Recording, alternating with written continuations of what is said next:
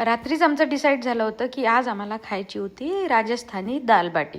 हिवाळ्यात जनरली मी खूपदा दाल बाटी बनवते, कारण अखिलेशला ती खूप आवडायची आणि US मध्ये खूप थंडी राहायची, तर दाल बाटी खायची जरा वेगळीच मजा यायची, कारण मस्त दन्न दाल बाटी जेवायची आणि मस्त झोपायचं. पण या वर्षीचा हिवाळा माझा सगळा फिरण्यात गेला, त्याच्यामुळे यावर्षी दाल बाटी बनवायचा काही योगच आला नाही. त्याच्यातही आम्ही मग ज्या मैत्रिणीकडून पहिले आम्ही दाल बाटी खाणं शिकलो त्या मैत्रिणीकडे या हिवाळ्यात मी गेली होती, तर तिथेच मग मी ती राजस्थानी दाल बाटी खाल्ली, खास जयपूरला. ते दाल बाटीची जर रेसिपी तुम्हाला इझी रेसिपी लागत असेल तर तुम्ही मला कमेंट केली तर मी ती शेअर करेल, कारण जनरली मी जेही जेवण बनवते त्याच्या माझ्याकडे इझी रेसिपी आणि जे इन्ग्रेडियंट घरी असतात त्याच्यावरून मी ह्या रेसिपीज बनवते.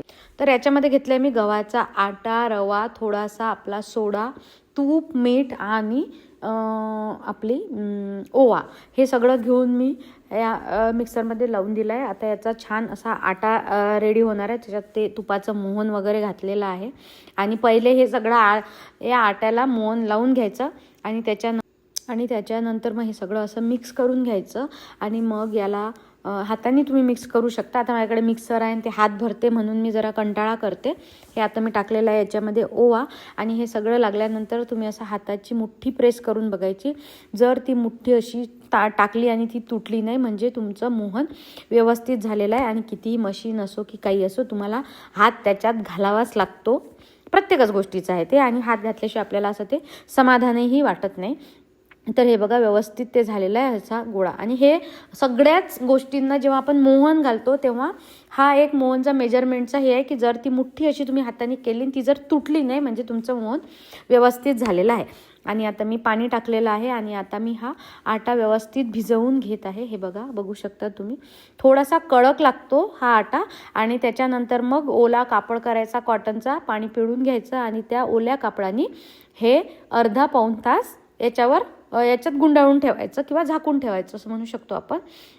हे बघा, हे असं करायचं. हे तुम्हाला माहीतच असेल आहे, खूप बेसिक गोष्टी आहे, फक्त त्या कोणत्या गोष्टीसाठी वापरायच्या नाही हे आहे.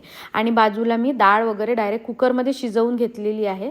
तशा तुम्ही याच्यासाठी मिक्स डाळ पण वापरू शकता, आपण ज्याला मिसळाचं वरण म्हणतो त्या डाळी, किंवा मी मुगाची डाळी, छिलकेवाली मुगाची डाळ आणि थोडी चण्याची डाळ असं घालत असते. तर हे पहिले मी शालूकडनं शिकली होती. शालूकडे आम्ही खायला जायचो हे दाल बाटी चुरमा. त्याच्यानंतर अजून एक मैत्रीण होती माझी, दिशा, म्हणजे आहे अजूनही, सगळ्याच मैत्रिणी आहे माझ्या, तर दिशाकडनं शिकली. त्याच्यानंतर हे असं करून घ्यायचं जसं जाळा आपण रोडग्यासाठी हे करतो, आणि नंतर हे वरून असं चिपकून घ्यायचं म्हणजे मग ती आतमध्ये अशी पोकळ राहते. तर असा जाड अशी थोडीशी चपाती करून आणि त्याला मग असं गोल गोल करून घ्यायचं. ही जरा आपल्या रोडग्यापेक्षा इझी असते करायला. आणि रोडगा, दाल बाटी आणि दाल बट्टी हे एकाच टाईपच्या गोष्टी आहे, पण ह्या सगळ्या वेगवेगळ्या गोष्टी आहे.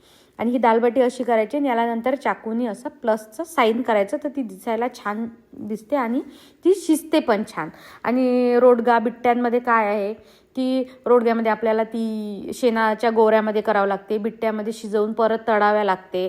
तर असं नाही आहे, मला दालबाटी सगळ्यात इझी वाटते आणि तिनं कॉम्बिनेशन खूप छान लागते. आणि थंडीच्या ह्याच्यात तर खूपच मजा येते.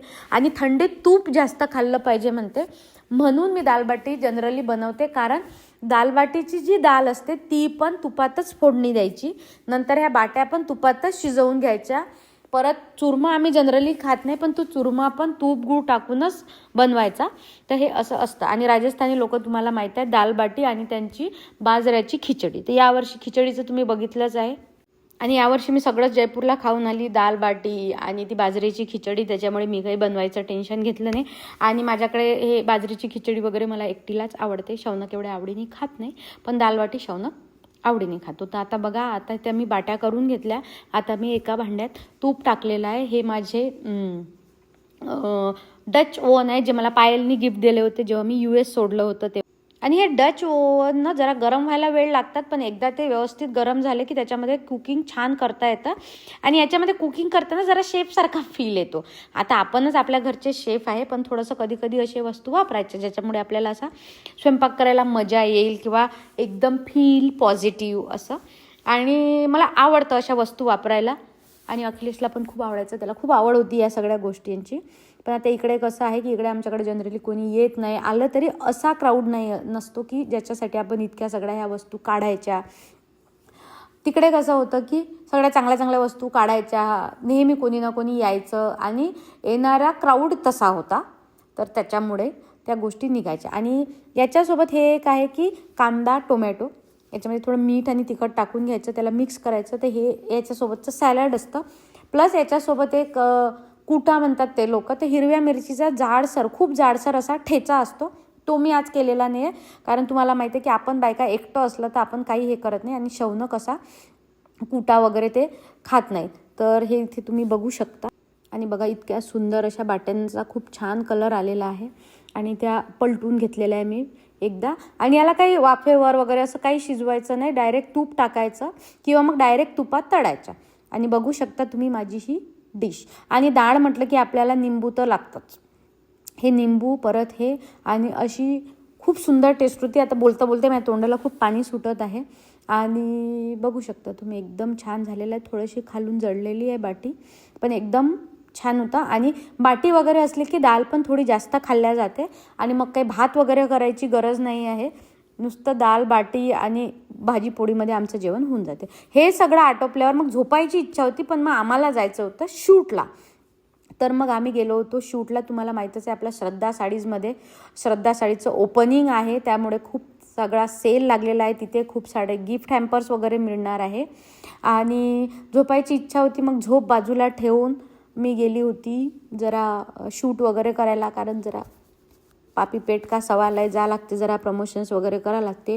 आणि तुम्ही प्रमोशनच्या रीलला व्ह्यूजच देत नाही, आणि सगळे असे कॉमेडी वगैरे रील असेल त्याला खूप व्ह्यूज देता, असं नसते. मेहनत आहे आमची त्याच्या मागे, कोणी काही फुकट थोडीच पैसा देते काय. तर बघ, आणि प्रमोशनचे व्हिडिओ जरा बघत जा. आणि येता येता मग दिसलं आम्हाला हे सनफ्लावर गार्डन, तर तिथे मग फोटोशूट केल्याशिवाय काही राहिलं नाही, मग थोडेसे फोटोज काढले. असा होता आमचा दिवस.